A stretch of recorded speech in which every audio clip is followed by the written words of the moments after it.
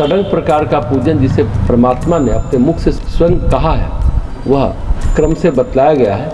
उसे जो जानता है वही पूजक है। षडंग पूजा विधि इस प्रकार है। साधक को प्रारंभ में अर्घ प्रदान करने के लिए प्रयुक्त पात्र की पूजा करके अस्त्र अर्थात फट मंत्र से हस्त ताड़न दाहिने हाथ के द्वारा बाएं हाथ पर ध्वनि ताली बजाने जैसा कर्म करना चाहिए। उसके बाद कवच हुंग मंत्र से शोधन करके अमृतकरण की क्रिया को पूर्ण करें। तत्पश्चात आधार शक्ति आदि की पूजा, प्राणायाम, आसनोपवेशन तथा देह शुद्धि करके भगवान अमृतेश का ध्यान करना चाहिए। तदंतर अपनी आत्मा को देव स्वरूप में स्वीकार कर करन्यास करके साधक हृदय कमल में स्थित ज्योतिर्मय आत्मदेव का पूजन करें। उसके बाद मूर्ति पर अथवा यज्ञ के लिए बनी हुई वेदी पर चित्रित देव के ऊपर सुंदर पुष्प अर्पित करें।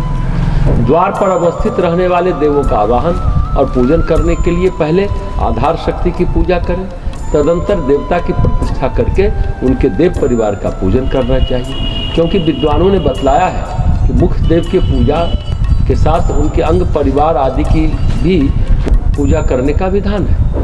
आयुधों एवं परिवारों के साथ धर्म आदि की तथा इंद्र आदि की युगों वेदों और मुहूर्तों की भी मुख्य देव के रूप में पूजा करनी चाहिए। यह पूजा भक्ति और मुक्ति प्रदान करने वाली है। अतः साधक विद्वानों को उनकी षडंग पूजा करनी चाहिए। देव मंडल की पूजा करने के पूर्व मातृका, गण देवता, नंदी और गंगा की पूजा करके देव स्थान के देहली भाग पर महाकाल तथा यमुना की पूजा करनी चाहिए। इस पूजा में ओम अमृतेश्वर भैरवाय नमः तथा ओम जुंग हंसः सूर्याय नमः कहना चाहिए। इसी प्रकार प्रारंभ में प्रणव मंत्र ओंकार को जोड़कर नामोच्चार करते हुए अंत में नमः शब्द का प्रयोग करके शिव, कृष्ण, ब्रह्मा, गण, चंडिका, सरस्वती और महालक्ष्मी आदि की पूजा करनी चाहिए। यह है मृत्युंजय अर्चन। भगवान मृत्युंजय का पूजन क्यों विदित है?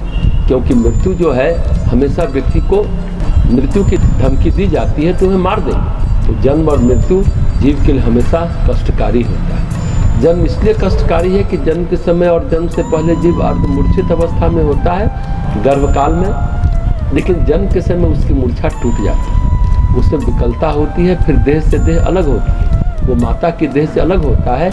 यह अलग होने की प्रक्रिया यानी गर्भ से निकलने की प्रक्रिया बहुत कठिन होती है और कष्टदायक भी होती है। केवल माता को ही कष्ट नहीं होता, शिशु को भी कष्ट होता है, उसको भी बहुत विकलता होती है, बेचैनी होती है, उलझन होती है, इसलिए निकलते ही रोता है क्योंकि वो होश में रहता है, अपने आप को कोटर में बंद पाता है